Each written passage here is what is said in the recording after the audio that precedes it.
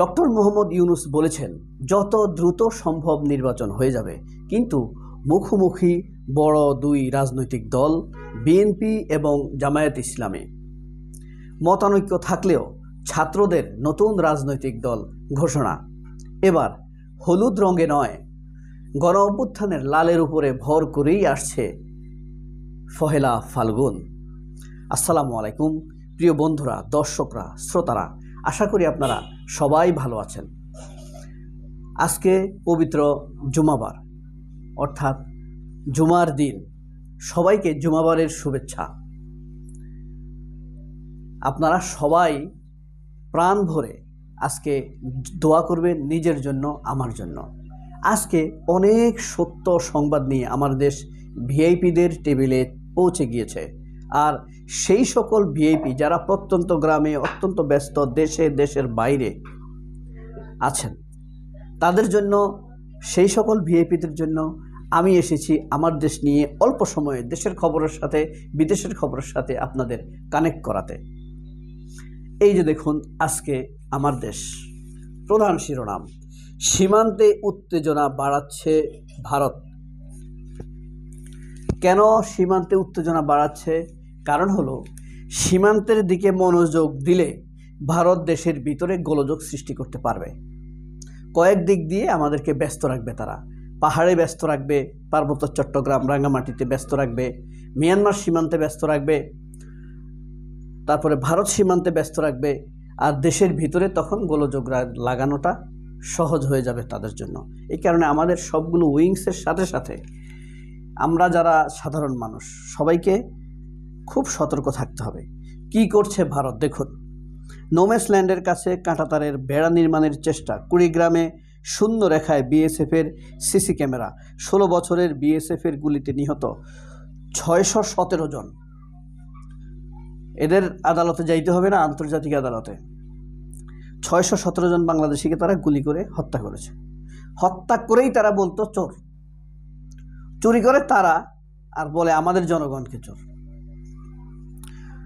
আচ্ছা, হাসিনার মানবতা বিরোধী অপরাধের খবর বিশ্ব মিডিয়ায়, সারা পৃথিবী। এই যে আয়নাঘর ভিজিট হলো, এই খবর, এটা তো আমরা ভিজিট করি নাই, আন্তর্জাতিক জাতিসংঘের মানবাধিকার কমিশন এটা করেছে, ফ্যাক্ট ফাইন্ডিং কমিশন।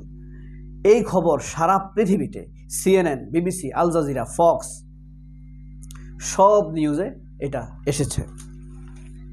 শুধু আসেনি কোথায়? ভারতীয় মিডিয়ায়।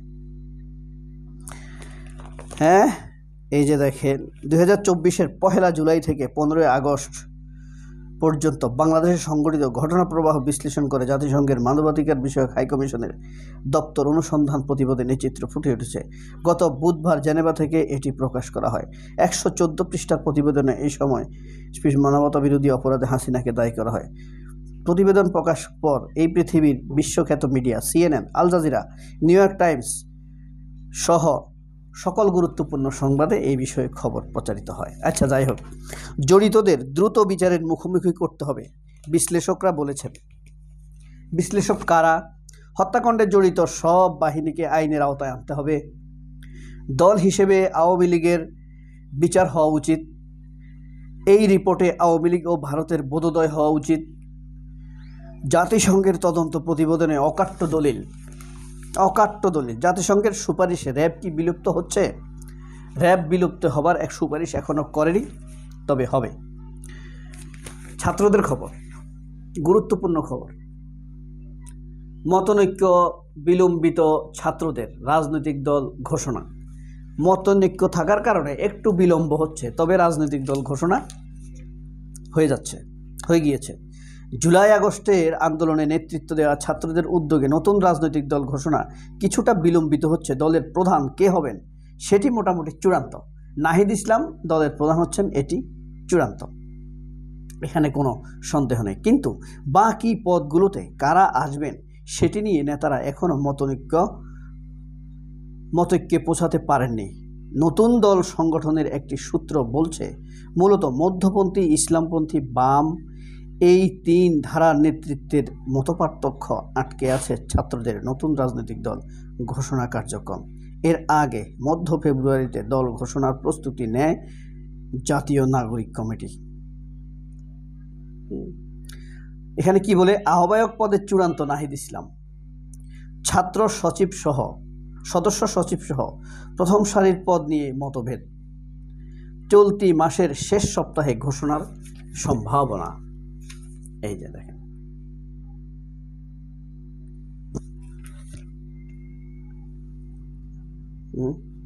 মানে কথা ছিল 15ই ফেব্রুয়ারির মধ্যে ঘোষণা হবে, কিন্তু এখন সেটা কিছুটা চেঞ্জ হয়ে হচ্ছে শেষ সপ্তাহে। হাসিনাকে আসামি করে ট্রাইব্যুনালে বিএনপির অভিযোগ 848 নেতাকর্মী হত্যা, রমজানে নিত্যপণ্যের সংকট তৈরির চেষ্টা ব্যবসায়ীদের। এই ছিল প্রথম পৃষ্ঠা, আপনারা ছেড়ে যাবেন না। এরপরের শেষ পৃষ্ঠাটা আপনাদেরকে কয়েকটি খবর শোনাই। এই যে বলেছিলাম দুই দলের মতামত, মুখোমুখি দুই দল, বুঝতে পেরেছেন? এই যে ডক্টর ইউনূস কি বলছেন, যত দ্রুত সম্ভব নির্বাচন হতে পারে ডিসেম্বরে। আর দুই দলের মতনৈক্য বিরোধ শুরু হয়েছে এরপরেই। বিএনপির কথা হলো সংসদের আগে স্থানীয় নির্বাচন চায় না বিএনপি, আগে সংসদ নির্বাচন হতে হবে, তারপর স্থানীয় সরকার নির্বাচন করে তারা আসনগুলো নেবে। আর জামায়াত বলছে স্থানীয় সরকার নির্বাচন আগে চায়, জামায়াত চাইতেছে স্থানীয় সরকার নির্বাচনটা আগে হোক। অপারেশন ডেভিল হান্ট, পঞ্চম দিনে 566 গ্রেপ্তার, অপেক্ষার প্রহর শেষ হচ্ছে না 157 প্রার্থীর। বদলে যাচ্ছে খুলনা বিশ্ববিদ্যালয়ের 19টি ভবনের নাম। এখন কি শেখ কামাল, শেখ জামাল, হ্যাঁ ও একটা গান আছে না, জামাল জামাল এক জামাল ও জামাল কদু, শুনেছেন? তারা সব জামাল কামাল। বাংলাদেশটা হয়ে গেছে জামাল কামালের বাংলাদেশ শেখ হাসিনার আমলে। যাই হোক, সাবেক অর্থমন্ত্রী লোটাস কামালের 446 কোটি টাকার লেনদেন, অপেক্ষার প্রহর শেষ হচ্ছে না 157 প্রার্থীর। ওয়ার্ল্ড গভর্নমেন্ট সামিটের সাথে ডক্টর ইউনূসের সাক্ষাৎ, সেখানেই বলেছেন যত দ্রুত সম্ভব নির্বাচন দিয়ে দিবেন তিনি। আপনারা যারা এখনো ভিডিওতে আছেন তাদের জন্য আমি একটা মজার খবর দিতে চাই। সেটা হলো, গত ওই যে আমাদের আগস্টের আন্দোলনে কতজন শিশু শহীদ হয়েছে আপনারা জানেন? 118 জন। মানে মোট যা শহীদ হয়েছে টোটাল, তার মধ্যে 13% হলো শিশু। 118 জন শিশু শহীদ হয়েছে। আচ্ছা, জুলাই আন্দোলনে এই যে একজন শহীদের কথা আজকে দেয়া হয়েছে, এটা না বললে তো হয় না। উত্তরায় নিজ বাসায় বারান্দায় গুলিবিদ্ধ হয়, হত্যাকারীদের সর্বোচ্চ শাস্তি চায় বাবা। যদি মারা যায় আলহামদুলিল্লাহ বলবে, মাকে বলেছিল সে। কেমন মেয়ে না? তাদের অরিজিনাল বাড়ি হলো চাঁদপুর। শেখ ওমর ফারুক এই রিপোর্টটি করেছেন। মাথায় গুলি লেগে মগজ বের হয়ে যায় নাইমার। উত্তরায় নিজ বাসায় বারান্দায় গুলিবিদ্ধ হয়েছে সে। দোয়া করবেন, আমরা তার বিদেহী আত্মার জন্য দোয়া করি।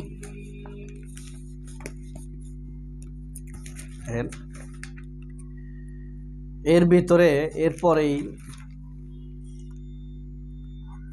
আপনার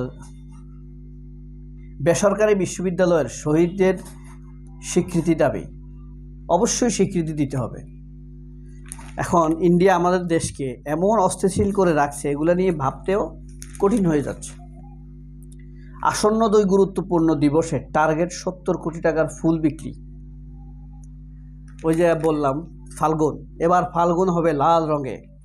ফাল্গুনের কালার আপনাদেরকে দেখাবো আমি।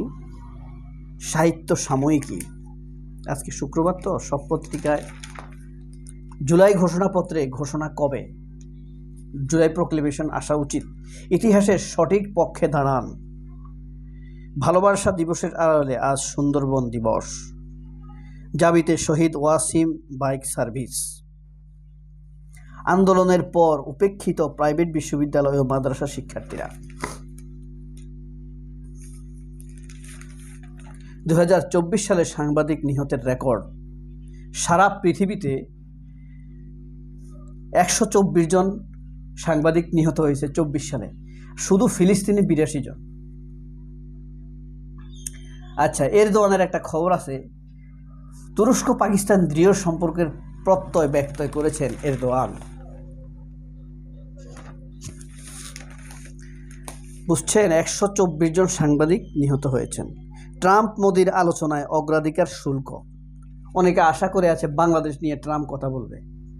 এত অপদার্থ হবে সে? সিরীয় নেতা সারার সঙ্গে পুতিনের প্রথম ফোন আলাপ। এই মোদির স্বাভাবিক মৃত্যু হবে না, আল্লাহ তার কপালে স্বাভাবিক মৃত্যু রাখে নাই। আচ্ছা, ইউক্রেন যুদ্ধে বন্ধে আলোচনায় সম্মত পুতিন জেলেনস্কি। ইয়াল্লাহ, সিরীয় নেতা সারার সঙ্গে পুতিনের প্রথম ফোন আলাপ। বিপ্লবী নেতা।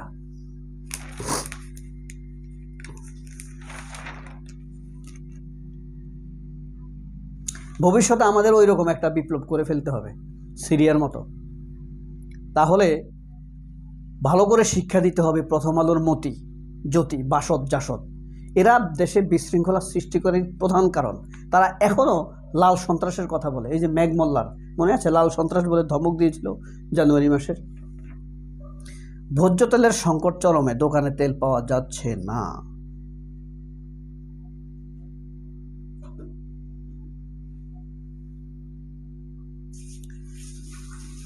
তেরো বিশ্ববিদ্যালয়ের নাম থেকে শেখ মুজিব পরিবার বাদ। এখনো কয়েক জায়গায় আছে, যেমন শেখ রাসেল সেনা ছাউনি, এটা একটা আছে, আরেকটা আছে, আরও আছে কয়েকটা। এরপরে যমুনা সেতুর টোল আদায় হয় যেখানে, শেখ রাসেল ক্যাম্প আছে একটা, সেটাও শেখ রাসেলের নামে। এগুলার দিকে নজর দিতে হবে।